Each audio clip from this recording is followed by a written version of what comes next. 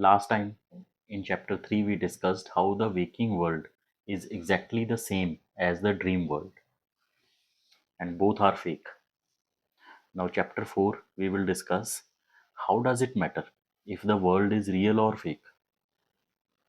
Now, you might say, okay, suppose I believe you for a moment. Whatever you have said, both waking and dream world are false. Only my consciousness is the true entity in which everything is appearing temporarily. So, even if waking is like a dream, what is the problem in living in this world? I am having a good life, I have a good family, my life is going on smoothly. Why should I waste my time on this fake world, real world stuff? What's the problem? Even if this world is fake, I am having fun. The huge problem is this waking state and the world, which we consider solid and real, are actually not real, and they won't give us a permanent happiness. The waking state is temporary and short lived, but your true nature, the ever existing consciousness, is permanent. Temporary things can never satisfy a permanent thing. That is the most important point. And that is the main reason why it actually matters if the world is real or fake. Whatever you achieve in this world, the temporary cannot satisfy the permanent, especially when that permanent is also the seat of bliss. The permanent will always seek bliss, it will never stop. It will be an unending, unsatisfying, hard work if we try to achieve bliss in the temporary existence. The other reason is the bad experiences will make you miserable. Let me share my own personal story. I was hit by COVID during the 2020 COVID pandemic. I am a 37-year-old surgeon. So, if you don't know, I am a head and neck cancer surgeon. I have achieved everything I have ever dreamt of in my life. Every year, I make a list of things or goals which I want to achieve. And trust me, I have had already achieved almost everything that I wished for, materially, professionally, spiritually, and in my personal life also. I have seen it all from a poor village life in rural India to luxuries in Miami and Singapore. So I spent some time in skull base surgery program at University of Miami also. I had super fun with friends and family, which most people can only wish for. I always believed now I can die a satisfied man. That was until COVID hit me. I got sick and I was admitted to hospital. It was the first time I had ever been admitted to a hospital or fallen ill for that matter.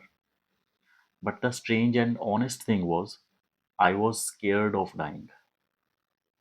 The fear of death and sickness made me think and reflect. Although I have enjoyed everything life has to offer, I'm generally healthy with no addictions, have a wonderful supportive family, healthy, happy parents, sufficient funds, great friends. So, despite all this, why was I afraid and miserable? The question troubling me was, is there something which, if once achieved, doesn't make me miserable anymore? One happiness which overtakes all miseries. I have enjoyed everything, but is there something which gives me real and permanent happiness? Suppose a student who is very rich, he is driving in Mercedes to his school, but he has not finished his homework. He is scared of being humiliated in front of the whole class. Now, another student who is poor and coming on a bicycle, but he is totally in bliss with joy bubbling inside him because he has finished his work. He knows he is saved from the scolding. Now, the question is, does the joy of sitting in a Mercedes, being rich, Does that joy take away the rich boy's fear? If not, then what's the use of Mercedes at that point? What's the use of riches or influences if it can't take away all your miseries? Can thousands of pounds take away the pain of a wealthy man's incurable cancer? Can money avoid death and disease? Suppose a child falls sick. Can his father become happy and joyous, remembering the fun he once had over drinks with his friends? That lovely night at wildfire camp somewhere high in the mountains, the father had lot of fun. But now, can he recall that fun to take away the misery of his child being in ICU? Then doesn't it mean that all such pleasures, they are just temporary, and for that moment only? What is the fun of collecting money, good times, good experiences, world tours, if they can't take away all your problems? Now we are talking about a very big thing, all the problems. Is there something in this world which once achieved can take away all the present and future suffering? This is the quest. This is also the main quest of this book. So consider this. Suppose you are in a dream and someone cuts your hand. You would be extremely agitated and deeply miserable. You can imagine the pain and agony of such a state. How will this pain and suffering go? The first option is if someone performs a great surgery and repairs your hand. The second option is if someone with a magic wand just says abracadabra and repairs your hand. Would that make you permanently happy? The answer is no, none of the above.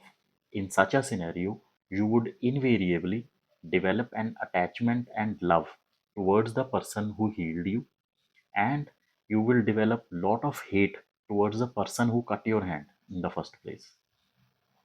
It will lead to further good and bad actions and perpetuate this cycle of cause and effect, action and reaction, misery and fun. So this cycle will keep on going. So then what is the solution? The only true and permanent effective method to erase the suffering of a cut hand in a dream is to wake up from the dream. Waking up from the dream takes away all the sufferings of the dream instantly and permanently. And more importantly, it is effortless. The big claim of this chapter is that unless we realize and awaken into our true self, the consciousness, this visible and experienceable world will keep on troubling us. Both dream and waking state cannot satisfy us unless we wake up. Now, your next question should be, I am not suffering at all in this world. My hand is not cut. I am very happy and I am doing very well in my life. Whatever you are claiming might be right, but I have no suffering. I'm chilling out, having great time. My dad's got a ton of money. My life is all sorted out. Even if it is a dream, why should I wake up? This is a lovely dream. Let me enjoy it. So in next chapter we will discuss why, despite you are feeling very good and comfortable, this is not a lovely dream. This will absolutely trouble and terrify at some point of time.